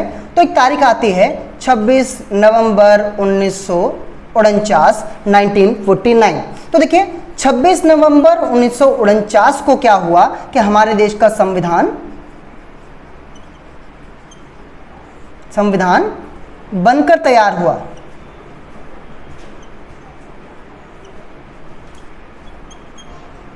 देश का संविधान बनकर तैयार हुआ 26 नवंबर 1949 को, 1949 में। तो देखिए, जिस दिन हमारे देश का संविधान बनकर तैयार हुआ यानी कि 26 नवंबर 1949 को, उसी दिन को हम हर वर्ष संविधान दिवस के रूप में भी मनाते हैं। एक महत्वपूर्ण टॉपिक जीके का भी बन जाता है यहाँ पर। संविधान दिवस कब मनाते हैं हर साल? तो देखिए संविधान दिवस हर साल 26 नवंबर को मनाया जाता है, क्योंकि 26 नवंबर 1949 को देश का संविधान बनकर तैयार हो गया था। एक महत्वपूर्ण तारीख संविधान वाला चैप्टर पढ़ते समय ये आती है। इसी के साथ एक महत्वपूर्ण तारीख जिसे सभी लोग जानते हैं, भारत का बच्चा बच्चा जानता होगा, वो तारीख है 26 जनवरी 1950 की, 1950 की। जी हाँ, 26 नवंबर 1950 जिस दिन देश का संविधान, जो संविधान सभा ने बनाया, उसे जो है संवैधानिक तौर पर इसे कहें कि बिल्कुल विधि विधान से देश में स्थापित, देश में लागू कर दिया गया। जिस दिन देश के संविधान को देश ने अपना लिया वो है 26 जनवरी 1950, जिस दिन देश का संविधान अपनाया गया। जिस दिन देश का संविधान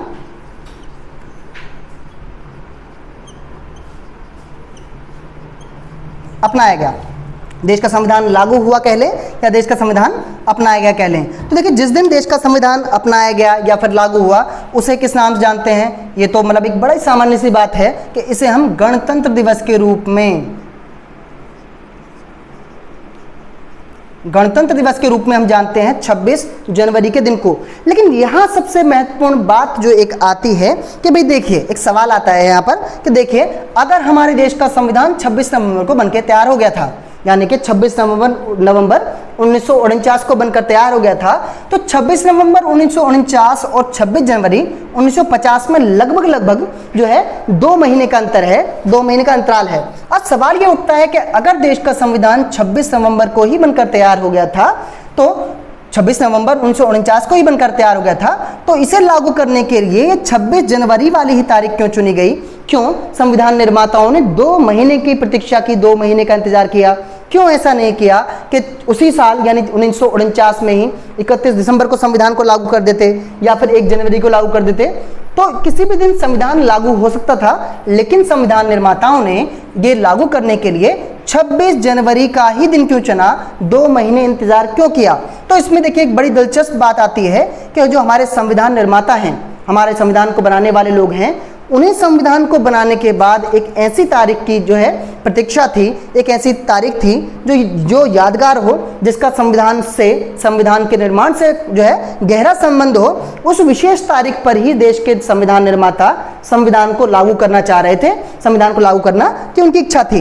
अब देखते देखते इतिहास में एक ऐसी तारीख मिली, यानी कि 26 जनवरी 1930 की एक तारीख जो है संविधान निर्माताओं के सामने आई, क्योंकि 26 जनवरी 1930 को ही देश में पूर्ण स्वराज दिवस मनाया गया था।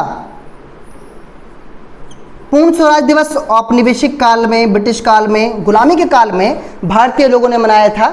हालांकि हम उस दिन आज़ाद नहीं हुए थे, लेकिन फिर भी ब्रिटिश शासन को, ब्रिटिश सत्ता को ललकारते हुए भारतीय लोगों ने 26 जनवरी 1930 को पूरे देश में पूर्ण स्वराज दिवस यानी कि स्वतंत्रता का दिवस मनाया था। झंडे फहराए गए थे, सांस्कृतिक कार्यक्रम हुए, ये दिखाने के लिए कि हमारे अंदर स्वतंत्र होने की क्षमता है और हम स्वतंत्र होकर रहेंगे। तो ये 26 जनवरी वाली जो तारीख है, इसी तारीख को संविधान निर्माताओं ने चुना और 1930 की इस घटना वाले दिन ही 1950 में संविधान को लागू किया गया, संविधान की स्थापना की गई। तो इस तरह संविधान को 26 नवंबर को बनने के बावजूद भी 2 महीने बाद 26 जनवरी 1950 को लागू किया गया। तो यहाँ कुछ महत्वपूर्ण तारीखें हमारे सामने हैं जिनकी हम बात कर रहे हैं, जो संविधान से जुड़ी हुई हैं, संविधान से संबंधित हैं। तो चलिए आगे बढ़ते हैं और हम बात कर रहे हैं संविधान का जो निर्माण है, संविधान की जो रचना है वो किस तरह हुई है, कैसे हुई है। ये जो नोट्स है जिनकी हम तारीखों की बात कर रहे हैं, तो देखिए तारीखें बड़ी महत्वपूर्ण हैं, ना सिर्फ 11वीं 12वीं के लेवल पर, बल्कि किसी भी प्रतियोगिता परीक्षा वाले जो भी मेरे साथी हैं जो ये वीडियो देख रहे हैं, वो इन तारीखों को या तो नोट डाउन कर लें या इसकी जो है स्क्रीनशॉट लेकर उसे अपने पास लिख कर जरूर रखें, क्योंकि ये जो तारीखें हैं ये जीके के क्वेश्चंस में, पॉलिटिकल साइंस से बहुत सारी प्रतियोगिताओं में अक्सर पूछी जाती हैं। तो चलिए आगे बढ़ते हैं। हम बात कर रहे थे संविधान सभा की। संविधान सभा की बात करते समय हमें बात करनी है कि देखिए देश की संविधान सभा का जो निर्माण हुआ है, देश की संविधान सभा का जो गठन हुआ है, ये गठन जो हुआ किस तरह हुआ, कैसे हुआ, उसकी बात कर रहे हैं। इतना तो स्पष्ट है कि देश का संविधान संविधान सभा ने बनाया, कॉन्स्टिट्यूशन असेंबली ने बनाया। अब हम बात करते हैं संविधान सभा के सदस्यों की।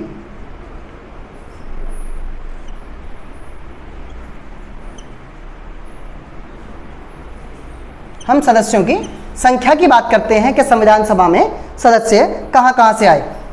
तो देखिए, संविधान सभा में कुल जो संख्या रही सदस्यों की वो 385 रही है, 385 रही है। 385 यानी कि जो संख्या है 385 सदस्यों की एक जो सभा, जिस संविधान सभा ने देश को संविधान बनाया। तो देखिए, क्योंकि देश की संविधान सभा के गठन के लिए जो सदस्य चुने गए, क्योंकि ये जो फैसला था वो हो गया था 3 जून 1946 को। 3 जून 1946 को ये निर्णय हो गया था कि देश की संविधान सभा का गठन होगा, और देश की संविधान सभा का जो गठन है उसके लिए देश के सदस्यों की संख्या, देश के सभी जो भूभाग हैं, देश के सभी जो क्षेत्र हैं, सभी तबके या समुदाय हैं, उनसे देश की संविधान सभा के जो सदस्य हैं उनकी संख्या ली जाएगी।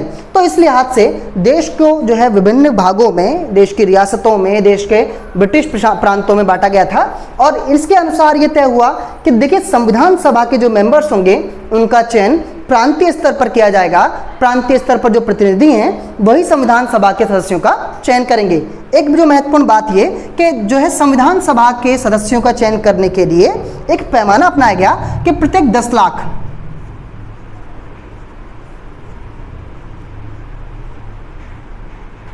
कि प्रत्येक 10 लाख लोगों की जनता की संख्या पर एक सदस्य जो है चुना जाएगा। यानी ये कह सकते हैं कि संविधान सभा का एक मेंबर 10 लाख लोगों का प्रतिनिधित्व करेगा, 10 लाख लोगों को रिप्रेजेंट करेगा।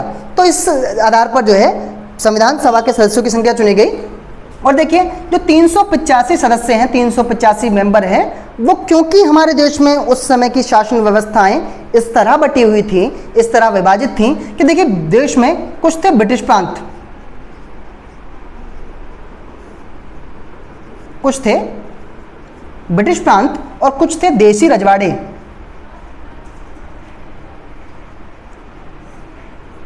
देसी रजवाड़े कहें या आप इनको देसी रियासत कहें।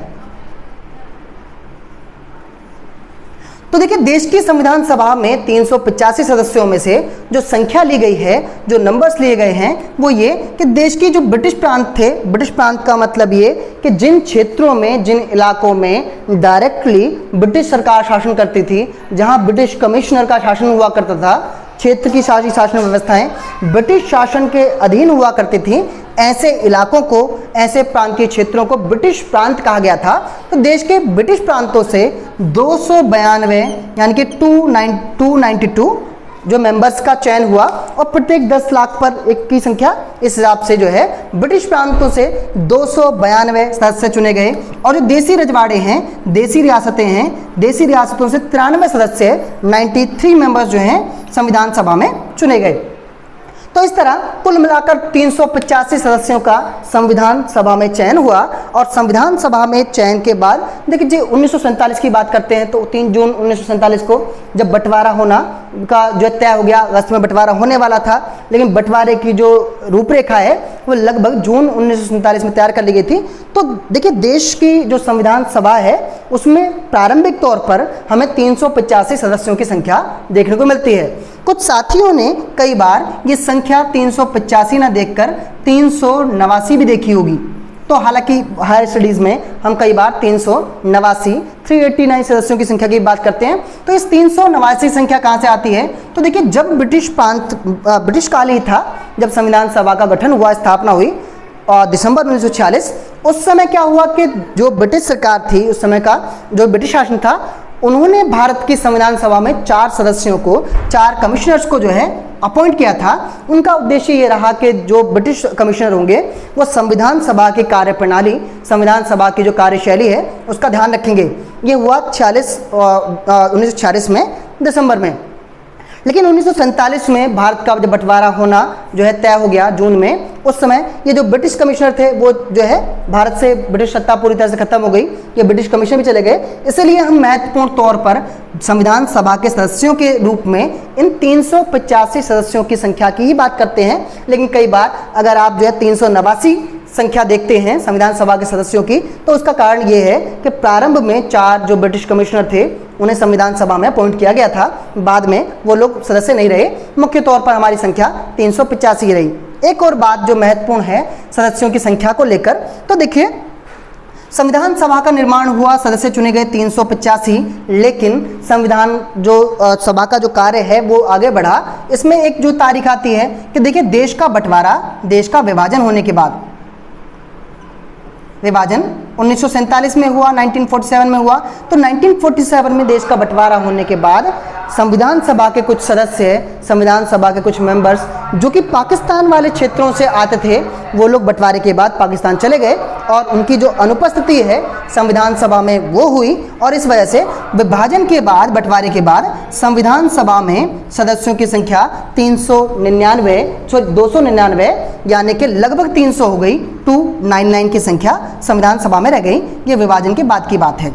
एक और बात कि जैसे हम अभी पीछे बात कर रहे थे कि जब हमारा देश का संविधान बनकर तैयार हुआ, यानी कि 26 नवंबर 1949 को, 26 नवंबर 1949 को जब हमारे देश का संविधान बनकर तैयार हुआ, तब तक बहुत सारे जो संविधान सभा के सदस्य थे 299 में से उनकी मृत्यु हो चुकी थी, कुछ लोग संविधान सभा को छोड़ चुके थे। तो देखिए जब संविधान बनकर तैयार हुआ यानी 26 नवंबर 1949 को, तब तक देश में संविधान सभा के सदस्यों की संख्या 284 हो चुकी थी, 284 हो चुकी थी। यानी कि संविधान सभा का जो संविधान का जो अंतिम प्रारूप है, संविधान की जो एक अंतिम एक जो है प्योर कॉपी है, उस पर 284 सदस्यों के हस्ताक्षर हैं, 284 सदस्यों के ही साइन हैं। इसके अलावा हम बात करते हैं तो देखिए संविधान सभा में हालांकि देश के हर एक समुदाय का, हर एक तबके, हर एक वर्ग, धर्म, जाति जो है वर्गों का विशेष ध्यान रखा गया था, और प्रयास ये था कि देश की संविधान का निर्माण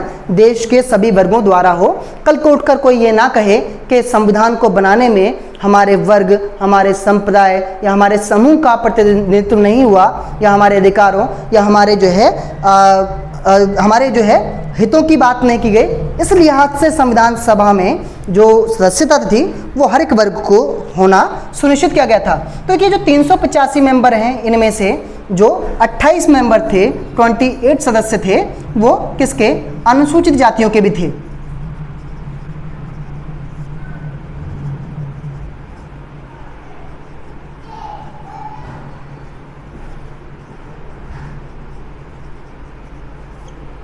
अनुसूचित जातियों के भी थे, यानी कि एससी जो कैटेगरी है उसके 28 सदस्यों को जो है संविधान सभा में सदस्यता, मेंबरशिप दी गई थी। इसके बाद संख्या को लेकर, संविधान सभा में मेंबर्स को लेकर एक जो बात कही जाती है वो ये कि देखिए संविधान सभा हालांकि देश के सभी वर्गों, सभी जातियों, संप्रदायों का एक समूह है, एक गढ़ है, लेकिन संविधान सभा में जो 80% मेंबर हैं, यानी कि टोटल 385 मेंबर्स में से 82% जो मेंबर्स थे वो कांग्रेस के सदस्य थे, कांग्रेस के मेंबर थे। तो कांग्रेस के सदस्य होने का अर्थ केवल ये नहीं है कि भाई वो कांग्रेस पार्टी, जो आज वाली कांग्रेस पार्टी है, उसका प्रतिनिधित्व करते हो या कांग्रेस के हितों की बात करते हो। उस समय कांग्रेस का मतलब ये था कि जो भी राष्ट्रीयवादी है, जो भी राष्ट्रीय आंदोलन में शामिल है, वो सभी लोग कांग्रेस के सदस्य होंगे। हर एक व्यक्ति जो है कांग्रेस का लगभग मेंबर हुआ करता था, जो भी राजनीतिक गतिविधियों में शामिल था।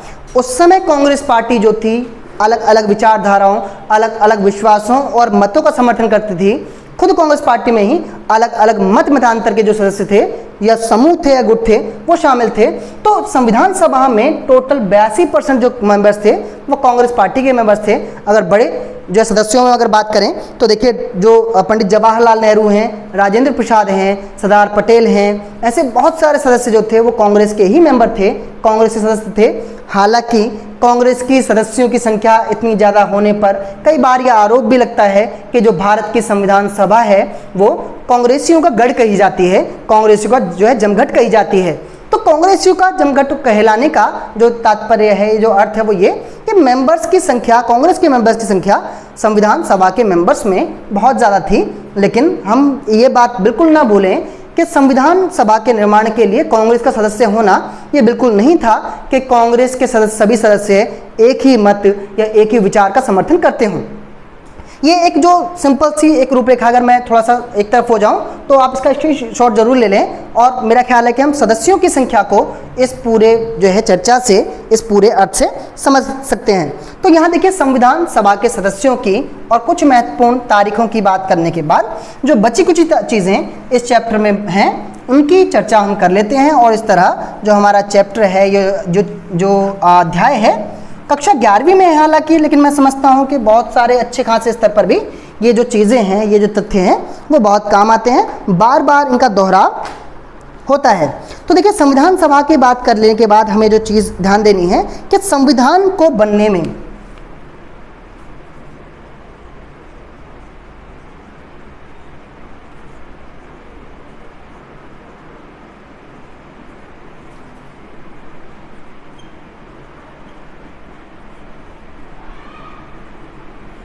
संविधान को बनने में लगा समय। तो देखिए संविधान को बनने में कुल 2 साल 11 महीने और 18 दिन का समय लगा, यानी कि दिसंबर 1946 से लेकर और 1949 26 नवंबर तक जो कुल समय अवधि संविधान को बनने में लगी है वो लगभग 2 साल 11 महीने और 18 दिन की अवधि लगी है। इसे हम कई बार लगभग 3 साल भी कह देते हैं कि देश के संविधान के निर्माण में लगभग 3 वर्षों की 3 सालों की अवधि लगी है, लेकिन एग्जैक्ट जो टाइम है वो कितना है, 2 साल 11 महीने 18 दिन का समय है संविधान को बनने में जो लगा। इसी के साथ एक जो चीज़ आती है कि देखिए संविधान सभा को बनाने के लिए संविधान सभा ने जो संविधान बनाया, संविधान सभा को जो है 8 समितियों में या फिर 8 कमेटियों में विभाजित किया गया था, 8 समितियों या कमेटियों। 8 समितियों या कमेटियों का मतलब ये है कि देखिए संविधान का जो काम था वो देश के लिए कानून बनाना था, और कानून के पक्ष, कानून के जो घटक थे वो बहुत सारे थे, जैसे राज्य केंद्र के अधिकारों की बात करें, देश की भाषा शैली की बात करें, देश में अल्पसंख्यक समुदाय के अधिकारों की बात करें।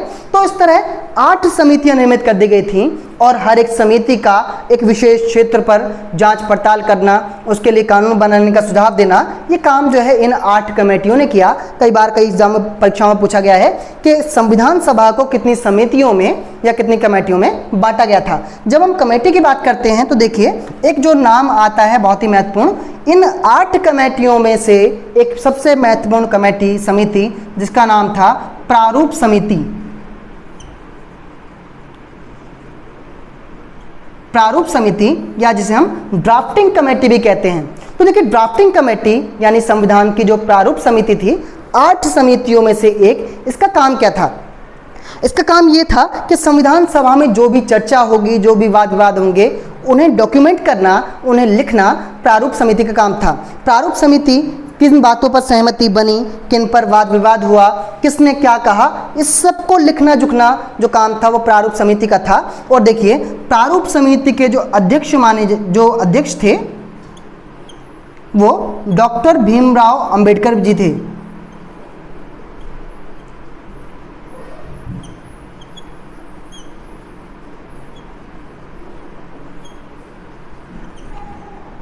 Doctor Bhimrao Ambedkar, doctor BR Ambedkar, जिन्हें संविधान का निर्माता, जिन्हें संविधान का रचयिता भी कहते हैं कि संविधान की जो रचना है वो डॉक्टर भीमराव अंबेडकर जी के द्वारा हुई है, क्योंकि डॉक्टर भीमराव अंबेडकर जी जो थे वो संविधान की प्रारूप समिति के अध्यक्ष थे, ड्राफ्टिंग कमेटी के प्रेसिडेंट थे, और डॉक्टर भीमराव अंबेडकर जी का संविधान को बनाने में सबसे महत्वपूर्ण भूमिका, सबसे महत्वपूर्ण रोल माना जाता है। तो इन 8 समितियों में से एक थी प्रारूप समिति और उसके अध्यक्ष थे डॉक्टर भीमराव अंबेडकर जी। इसके अलावा अगर बात करें तो देखिए संविधान सभा की कार्यशैली कुछ इस तरह की थी कि संविधान सभा के जो भी सदस्य थे, जो भी समितियां थीं, वो एक समय अवधि के बाद जो मतलब कुछ टाइम तक बैठ के क्या करते थे, उनकी जो है मीटिंग्स हुआ करती थी, और इस मीटिंग में से बीच में ब्रेक होता था, कई महीनों का ये ब्रेक हो सकता था या फिर कई जो है लगभग एक लंबी समय अवधि का। इस दौरान जो संविधान सभा के सदस्य थे वो ग्राउंड पर सर्वे किया करते थे, यानी घूम घूम कर इन आंकड़ों को जुटाया करते थे, इन तथ्यों को जुटाया करते थे कि देश के संविधान में कोई भी प्रावधान, कोई भी कानून किस तरह बनेगा, किन मायनों में बनेगा। तो इस तरह जो बैठकें हुई हैं संविधान सभा में संविधान सदस्यों की, उसके लिए टोटल 11 सत्र हुए हैं। 11 सत्र का मतलब है कि देखिए 11 बार बैठकर बातें हुई हैं, 11 बार मीटिंग्स हुई हैं, यानी एक सत्र एक सवा महीने का, 1.5 महीने का जो है होता था।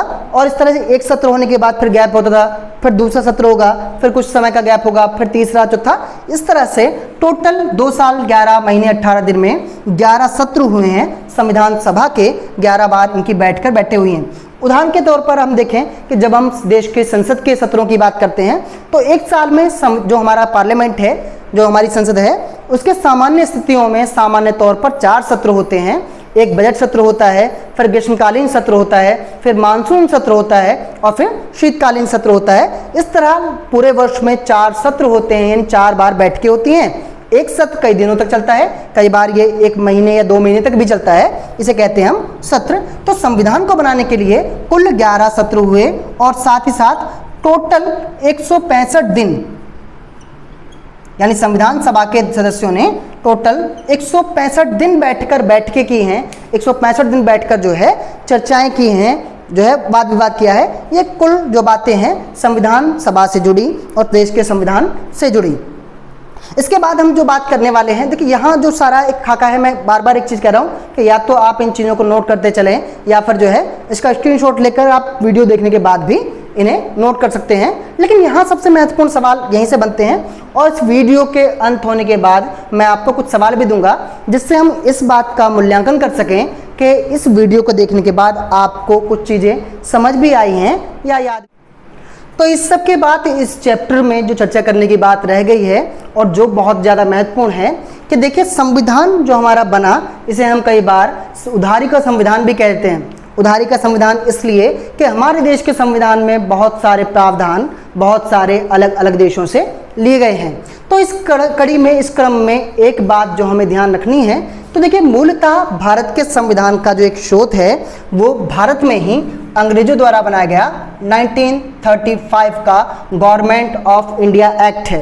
गवर्नमेंट ऑफ इंडिया एक्ट जो 1935 में खुद ब्रिटिश सरकार ने ही भारत के लिए बनाया था। ये संविधान जो है हमारे भारत के संविधान का एक महत्वपूर्ण स्रोत है, यानी बहुत सारे प्रावधान हमारे इसी संविधान से लिए गए हैं। इसके साथ साथ बहुत सारे देशों से जो हमारे देश के संविधान में चीज़ें ली गई हैं, हम यहाँ उसकी बात कर रहे हैं। तो देखिए सबसे पहले हम बात करते हैं ब्रिटिश संविधान की, ब्रिटेन के संविधान की हम बात कर रहे हैं और ब्रिटेन के संविधान से हमारे देश के संविधान में चीज़ें ली गई हैं। देखिए सबसे पहली जो चीज़ हमने ली है वो है सर्वाधिक मत वाले व्यक्ति की जीत की जो प्रणाली है, जो सिस्टम है, यानी हमारे यहाँ विधानसभा के चुनावों में, लोकसभा के चुनावों में या ग्राम पंचायत या नगर निगम के चुनावों में किसी भी सीट पर खड़े होने वाले सभी प्रत्याशियों में से जिसे भी बाकियों से अधिक वोट मिलती हैं, ज़्यादा वोटें मिलती हैं, वो चुनाव जीतता है। ये वाली व्यवस्था हमने ब्रिटिश संविधान से, ब्रिटेन के संविधान से ली है।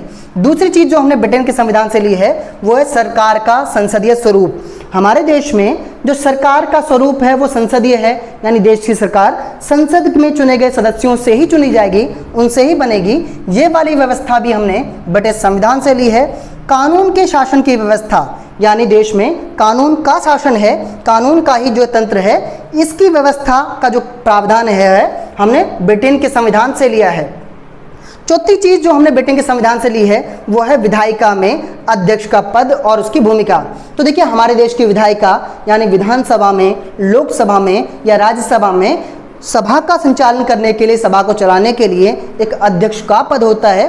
तो अध्यक्ष का पद और उसकी भूमिका के प्रावधान हमने ब्रिटेन के संविधान से ही लिए हैं। चौथी चीज़ जो हमने ली है वो ये है। पांचवा, कानून के निर्माण की जो प्रणाली है, जो तंत्र है, व्यवस्था है, यानी भारत में कानून को बनाने का तरीका क्या है, हमारे देश की संसद किस तरह कानूनों का निर्माण करती है और उनमें संशोधन करती है, ये व्यवस्था भी हमने ब्रिटेन के संविधान से ली है। तो ब्रिटिश संविधान से ली गई चीज़ें 5 चीज़ें हैं जो कि हम यहाँ पर चर्चा कर रहे हैं। तो ब्रिटेन के संविधान के बाद हम बात करते हैं अमेरिका का संविधान। तो अमेरिका के संविधान से मौलिक तौर पर, यानी बेसिकली हमने 2 चीज़ें ली हैं।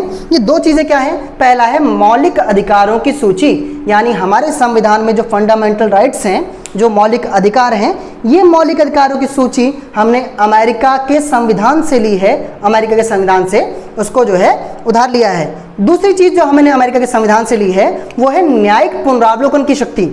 यानी देखिए देश में, हमारे देश की न्यायपालिका में न्यायिक पुनरावलोकन, यानी अगर किसी व्यक्ति को न्यायालय द्वारा दिए गए निर्णय पर कोई आपत्ति है कोई समस्या है तो उसका पुनरावलोकन करने की व्यवस्था हमारे देश में है। कोई भी व्यक्ति न्यायालय में पुनर्विचार के लिए याचिका दायर कर सकता है। ये न्यायिक पुनरावलोकन की शक्तियों का जो वर्णन हमने लिया है वो अमेरिका के संविधान से लिया है, और साथ ही साथ न्यायपालिका की स्वतंत्रता, जैसा कि हम जानते हैं कि भारत में न्यायपालिका किसी भी हस्तक्षेप से बिल्कुल मुक्त है, स्वतंत्र है। न्यायपालिका की स्वतंत्रता भी हमने अमेरिका के संविधान से ली है। तो मौलिक तौर पर तो महत्वपूर्ण तौर पर तो ब्रिटिश और अमेरिकी संविधान हमारे संविधान का स्रोत हैं। इसके अलावा 3 देश और हैं जहां से हमने कुछ महत्वपूर्ण चीज़ें अपने देश के संविधान में ली हैं। तो देखिए, उसमें हम बात करते हैं आयरलैंड के संविधान से। बहुत सारी प्रतियोगिता परीक्षाओं में पूछा जाता है कि राज्य के नीति निर्देशक तत्व यानी DPSP, जो बच्चे जानते हैं शॉर्ट फॉर्म इसकी जो है बेसिकली इसका, यानी directive principles of state policies, इसका जो सिद्धांत है राज्य के नीति निर्देशक सिद्धांत का मतलब ये होता है कि सरकार को यानी कि राज्य को कौन कौन से जिम्मेदारियां, कौन कौन से दायित्वों का पालन करना है और किस तरह पालन करना है, इसका वर्णन, इसका जो पूरी रूपरेखा है वो हमने आयरलैंड के संविधान से ली है। तो राज्य के नीति निर्देशक तत्व को हम हालांकि अपने अगले चैप्टर में विस्तार से पढ़ेंगे। इसके बाद एक चीज़ जो हमने फ्रांस के संविधान से ली है, फ्रांस के संविधान से हमने अपने देश में स्वतंत्रता, समानता और बंधुता का सिद्धांत लिया है। यानी देश में स्वतंत्रता वाली अवधारणा, समानता वाली अवधारणा और बंधुता यानी कि भाईचारे वाली अवधारणा हमने फ्रांस के संविधान से ली है। इसके बाद हम बात करते हैं कनाडा का संविधान। तो कनाडा के संविधान से हमने जो 2 महत्वपूर्ण चीज़ें ली हैं, पहली चीज़ हमने अर्धसंघात्मक सरकार का स्वरूप। हमारे देश में सरकार का स्वरूप अर्धसंघात्मक है, यानी शक्तियाँ यानी कि जो अधिकार हैं वो हमारे केंद्र और राज्य के बीच में विभाजित होंगे, बटे होंगे। ये वाली व्यवस्था हमने कनाडा के संविधान से ली है। और अंत में अपशिष्ट शक्तियाँ यानी जो बची कुची शक्तियाँ हैं, इनका जो प्रावधान है वो हमने कनाडा के संविधान से लिया है। तो इस पूरे का या तो आप स्क्रीनशॉट ले लें या इनको नोट डाउन जरूर कर लें कि हमारे देश के संविधान में विभिन्न प्रावधान किन किन देशों से लिए गए हैं। इसके बाद कक्षा 11वीं का पॉलिटिकल साइंस का जो पहला चैप्टर है वो पूरा होता है। और ये चैप्टर ना सिर्फ 11th क्लास के पॉलिटिकल साइंस के बच्चों के लिए बल्कि किसी भी प्रतियोगी परीक्षा या जो भी लोग ग्रेजुएशन में पॉलिटिकल साइंस पढ़ रहे हैं या पोस्ट ग्रेजुएशन में पढ़ रहे हैं, वहाँ भी इन्हीं बिंदुओं से बहुत सारे प्रश्न बनते हैं, बहुत सारे सवाल बनते हैं और उन सवालों के उत्तर इन्हीं तथ्यों के आधार पर दिए जाते हैं। आशा करता हूं कि आप सभी को ये जो चैप्टर है, यह अध्याय है, वो समझ आया होगा और अच्छा लगा होगा। अगर आपने इस चैप्टर को समझा है और पढ़ा है तो मेरे 2-3 प्रश्नों का आप उत्तर दें। मेरा जो पहला प्रश्न आज की इस वीडियो से है वो ये कि भारत के संविधान के लिए संविधान सभा की स्थापना कब हुई। आप इस वीडियो के कमेंट बॉक्स में बताएं कि संविधान सभा की स्थापना कब हुई। दूसरा प्रश्न का उत्तर आप मुझे ये दें कि देश में जो पुनरावलोकन की, न्यायिक पुनरावलोकन की जो शक्तियां हैं उसे हमने किस देश के संविधान से लिया है, ये आपको बताना है कमेंट में। और जब कमेंट कर रहे हैं तो आप उसमें प्रश्न नंबर जरूर बताएं। प्रश्न नंबर 1 डालकर उसका उत्तर लिखें, प्रश्न नंबर 2 डालकर उसका उत्तर लिखें। और तीसरा प्रश्न आज के लिए कि संविधान का उद्देश्य प्रस्ताव किसने और कब संविधान सभा में प्रस्तुत किया, ये आज का आपका तीसरा प्रश्न है। मैं एक बार सवाल फिर रिपीट कर दूं। हमारा पहला सवाल है कि संविधान सभा की जो स्थापना है वो कब हुई। दूसरा सवाल है कि न्यायिक पुनरावलोकन की व्यवस्था हमने संविधान में किस देश से ली है।